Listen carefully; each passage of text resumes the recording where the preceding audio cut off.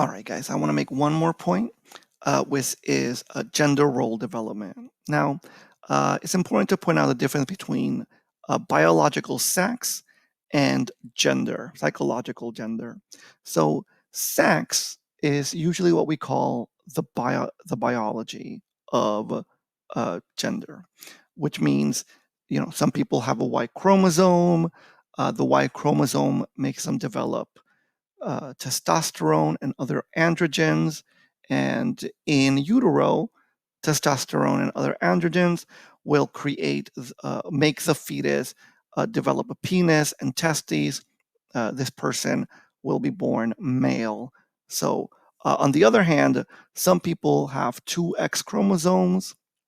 And if they have two X chromosomes, they will develop estrogen and progesterone, and in utero, that will develop the vagina and a uterus and ovaries. And so this person will be born female. Whereas gender is psychological. Uh, Gender has to do with you feeling like a man, and what makes a man? Well, you might think that a man has a beard, or is rough, or is demanding, or will go out of his way to do things for other people. Where you might feel psychologically that you are a woman, and a woman maybe is more delicate, depending on the culture that you uh, are a part of. A woman might be more nurturing and maybe caring and loving. Um, but this is psychological. Different cultures have different rules for what it means to be a man or a woman. In our culture, for example, it is very uncommon to see two men holding hands. But in other cultures, it's quite common to see two men hold hands. Um, in some cultures, it's uncommon to see a woman who holds a job outside of her house. But in our culture, it's quite common to see women have jobs outside of the house, right? Uh, Gender is psychological, is cultural. And when you take that into account, it becomes a little bit easier to understand that some people might be born biologically one sex, but psychologically be a part of a different gender, or be transgender, or that I'm always going to be a girl. And it's usually around 5 or 6 years old that if a child happens to be transgender, they're going to start asking questions like, hey, when am I going to develop a penis? A transgender boy might say, right? Someone who was born or assigned female at birth, but psychologically they are male, they're going to say things like, when am I going to grow a penis? Because they're starting to understand that your gender doesn't change. And so they're thinking their body doesn't feel right. Their body is wrong. And they start to wonder, wait a second, if gender is forever, how come my body doesn't actually meet my psychological requirements? A lot of times people have like a real hard time understanding that, but that a child might know their gender, but in reality, this is exactly when a child would understand this. In very, very rare cases, um, sometimes someone who has been cisgendered their entire life, right? They always thought of themselves as a boy, for example. They were born a boy and they think of themselves as a boy. And maybe in their 20s, they start to think that maybe they're transgender. Um, that person is probably not transgender, uh, because transgender, thinking or being psychologically the opposite sex of your biology, starts at childhood.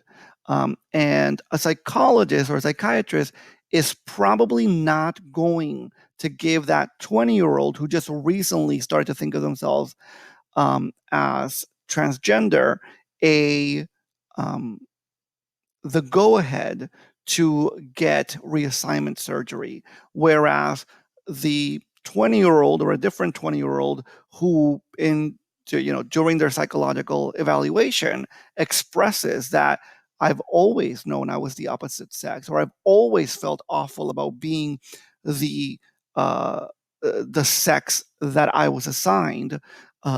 That person is probably going to get the go-ahead to get the uh, gender reassignment surgery. Why should there be a difference? Well, the difference is that a person who's always known that they were the wrong sex, when they get the reassignment surgery, they're going to be happy about that. Whereas the person who has always been cisgendered, and then for whatever reason in their 20s, they think that they might be a transgender person, when they get a gender reassignment surgery, they will eventually regret the surgery. Now, that's very rare. It's even more rare than someone who is transgender, than the transgender community, but it does happen. By the way, not everybody who's transgender knows exactly that, oh, I always meant to be a girl, was always meant to be the opposite sex. Sometimes people takes a while to figure that out, but they always feel bad about being or trying to represent the sex or the gender that they were assigned in childhood.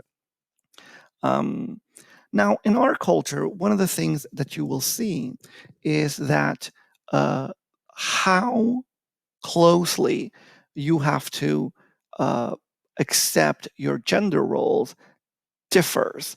Um, uh, in our culture, women are allowed to shift or to have sort of greater range in how they express their gender. It's one of the few ways that women have it a little bit easier than men.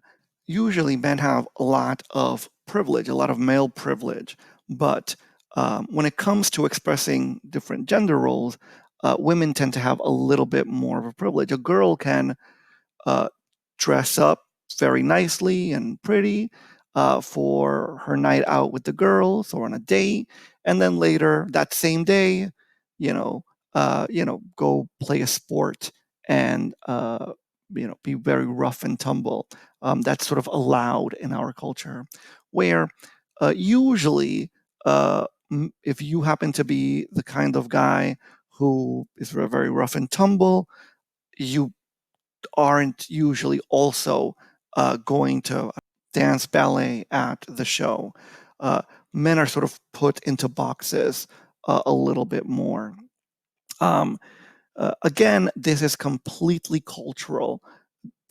Younger men are much more likely to have more range than older men. Why? Because the culture is changing ever so slightly. Uh, Now, it's important to point out that just like everything else, there are aspects of nature and nurture.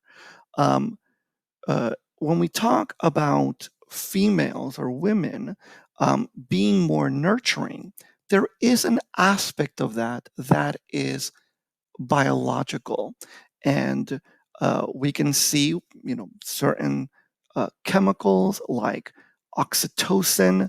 Um, uh, Affect the uh, mother-child relationship, and in turn make women more nurturing and friendly. And we know that testosterone makes you more aggressive, and men tend to have more testosterone. So again, there are aspects of personality and gender that have a biological component. But not all men are aggressive and violent, even though we all have a lot of testosterone, because culture plays a part in that.